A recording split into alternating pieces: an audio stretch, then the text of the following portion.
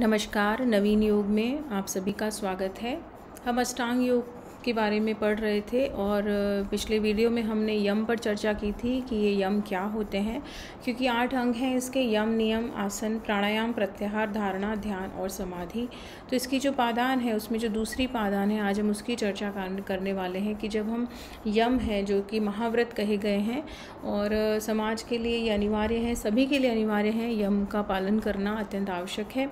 और इसके बाद जो अगली पादान है वह है नियम, और नियम भी इन्होंने महर्षि पतंजलि ने 5 बताए हैं जो कि व्यक्तिगत रूप से उसको अवलंबन करना बहुत आवश्यक है। अपने जीवन में इन नियमों को धारण करना बहुत अति आवश्यक है ताकि हम जो ये अष्टांग मार्ग है उसको जान सकें, उसकी यात्रा अच्छे से कर सकें। तो जो नियम है वह 5 हैं: शौच, संतोष, तप, स्वाध्याय, ईश्वर प्राणिधान। ये 5 नियम के अंतर्गत आते हैं। चलिए एक एक पर हम बात करते हैं कि शौच से क्या आशय है। तो शौच का जो अर्थ है वह है शुद्धि, शुद्धिकरण, सफाई करना, शुद्धता।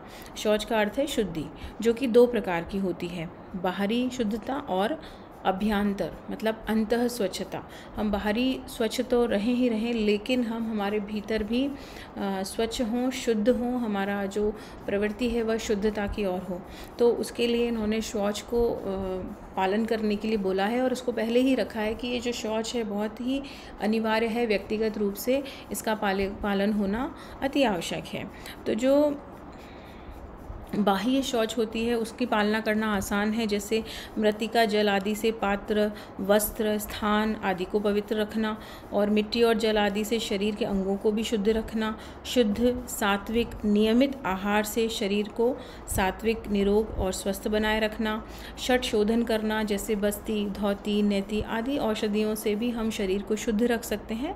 ये बाह्य शुद्धता है। इसी के साथ आंतरिक शुद्धता भी उतनी आवश्यक है, क्योंकि हमारे भीतर ही ईर्ष्या है, अभिमान है, घृणा है आदि ये जो मल है वो विकसित होते ही रहते हैं। ये भावनाएं निरंतर हमारे मन में चलती ही रहती हैं, तो उसको हमें दूर करना है। मैत्री, करुणा, मुदिता, उपेक्षा नाम, ऐसा ही महर्षि पतंजलि ने बोला है कि मित्रता की भावना, स्नेह, स्नेह की भावना से, इस प्रकार की भावनाएं हमारे भीतर हम डेवलप करें, विकसित करें, दूसरों की खुशी में खुश रहें। इस तरह की जब हम विकसित करेंगे तो ये भीतर की शुद्धि होना शुरू हो जाएगी। बुरे विचारों को शुद्ध विचारों से दूर करें, दुर्व्यवहारों को शुद्ध व्यवहार से हटाना ही मानसिक शौच के अंतर्गत आता है। इसके लिए हमें सत्संग करना, स्वाध्याय, सत्य का आचरण आदि के द्वारा हम अपने अंतःकरण को शांत, निर्मल कर सकते हैं। इसे आंतरिक शुद्धि कही जा सकती है, क्योंकि बाह्य शुद्धि रखना आसान है, आंतरिक शुद्धि के लिए थोड़ा अत्यधिक प्रयत्न करना पड़ता है, लेकिन वो हो जाएगा। क्योंकि अभ्यंतर शौच की दृढ़ स्थिति होने पर तमस और रजस के आवरण धुल जाने से चित्त कैसा हो जाता है? निर्मल हो जाता है। चित्त निर्मल होने से चित्त में एकाग्रता बढ़ती है, जो हमें आगे के वादनों के लिए बहुत ही मददगार होता है। इसके बाद अगला जो नियम है वह है संतोष। संतोष सबसे बड़ा धन है और ये सभी के पास होना अत्यंत आवश्यक है। आजकल समाज में इसी की कमी बढ़ती जा रही है, तो संतोषी प्रवृत्ति होना अति आवश्यक है। क्योंकि संतोष का क्या तात्पर्य है, चलिए समझते हैं। अपने पास विद्यमान साधनों के द्वारा पूर्ण पुरुषार्थ करने के बाद जो भी रिजल्ट आता है, जो भी परिणाम आता है, जो भी फल आता है, उसे बिना किसी शिकायत के, भाव के उसको ग्रहण करना, उसको प्रेम पूर्वक स्वीकार करना, यही संतोष कहलाता है। तो संतोष अत्यधिक बड़ा माना गया है और संतोष से हमें अनुत्तम सुख भी प्राप्त होता है, हमारा मन शांत रहता है। तो इसीलिए हमें संतोषी प्रवृत्ति को धारण करना अत्यंत ही आवश्यक है। इसलिए व्यक्तिगत तौर पर पालन किए जा सकते हैं, इसीलिए इसे नियम के अंतर्गत लिया गया है। अब आगे चलते हैं, तप क्या है। जिस प्रकार अश्व विद्या का कुशल सारथी चंचल घोड़ों को साधता है, घोड़े कैसे भी चंचल हैं, लेकिन सारथी अगर कंट्रोल करता है उसके ऊपर तो वे नियंत्रित हो जाते हैं। इसी प्रकार शरीर, प्राण, इंद्रियां, मन को उचित रीति और अभ्यास से वशीकार करने को क्या कहते हैं? हम तप कहते हैं। जिससे तप से क्या फ़ायदा होगा कि हमारा जो शरीर है वह द्वंद्वों को सहन कर लेगा, जैसे सर्दी, गर्मी, भूख, प्यास, सुख, दुख, हर्ष, शोक, मान, अपमान आदि सभी द्वंद्व अवस्था में बिना विक्षेप के हम योग मार्ग में आरूढ़ रहेंगे। और शरीर में व्याधि तथा पीड़ा, इंद्रियों में विकार, चित्त में अप्रसन्नता उत्पन्न करने वाला जो तामसी तप है योग मार्ग में निंदित तथा वर्जित है। तो हमें ऐसा तप करना है जिससे हमारा जो देह है वो नियंत्रित रहे, प्राण नियंत्रित रहे, इंद्रियां हमारे वश में रहें, ताकि हम योग मार्ग को अच्छे से आरूढ़ हो सकें, उसकी पालना अच्छे से कर सकें। तो ये अत्यंत ही आवश्यक नियम है। इसके साथ ही है स्वाध्याय। स्वाध्याय का अर्थ है कि वेद, उपनिषद आदि आध्यात्मिक संबंधी विवेक ज्ञान उत्पन्न करने वाले योग और सत शास्त्र जितने भी होते हैं जिसमें उनका हमें नियम पूर्वक अध्ययन करना चाहिए।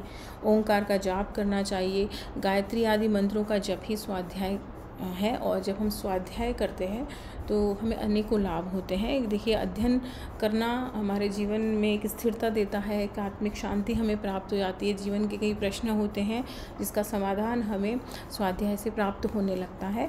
तो ये अत्यंत आवश्यक रूप से पालन करने वाला नियम है। तो शौच हो गया, तो संतोष, तप, स्वाध्याय। और अंतिम जो नियम है वह है ईश्वर प्राणिधान। ईश्वर, जैसा कि नाम में है कि ईश्वर के प्रति समर्पण का भाव, कि अपने समस्त क्रियाकलाप जो भी हम कार्य करते हैं अनन्य भक्ति के साथ उस परम पिता प्रभु को सर्व आत्मन समर्पित कर देना, यहाँ तक कि उसके फल की चिंता न करना, चाह न करना। जो कुछ भी अपने पास है उन सभी को ईश्वर का ही समझना ईश्वर प्राणिधान कहलाता है।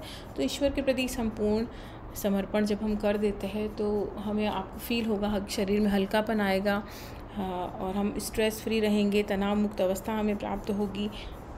हम हमारे जीवन के कार्यभार को अगर ईश्वर को समर्पित करते हैं तो हमारा मार्ग आसान हो जाता है, क्योंकि जीवन के किसी भी मार्ग में अनेकों बाधाएं आती हैं, चाहे वो योग मार्ग ही ले लीजिए। लेकिन अगर हमारा संपूर्ण समर्पण का भाव होगा तो हमें हर मार्ग में प्रगति करना आसान हो जाएगा। तो पिछले वीडियो में हमने यम समझा था, अहिंसा, सत्य, आस्तेय, ब्रह्मचर्य, अपरिग्रह, यम। और आज हमने नियम पे बात की है कि शौच, संतोष, तप, स्वाध्याय, ईश्वर प्राणिधानानि नियमा, ये 5 नियम हैं जो व्यक्तिगत रूप से इसको हमें पालन करना अत्यंत ही आवश्यक है। अगले वीडियो में यम और नियम पर हम और भी चर्चा करेंगे कि जब हम यम में पारंगत हो जाएंगे, जब हम नियम में पारंगत हो जाएंगे तो हमें क्या क्या बेनिफिट मिलता है, हमारे भीतर क्या घटित होने लगता है, क्या क्या अनेकों फ़ायदे महर्षि पतंजलि ने बताया है कि जब अहिंसा सिद्ध हो जाती है तो क्या होता है। तो हम वो नेक्स्ट वीडियो में इसकी ज़रूर से बात करेंगे। तब तक के लिए इतना ही। आप नियम को पढ़िए, सुनिए, समझिए। चलिए, धन्यवाद।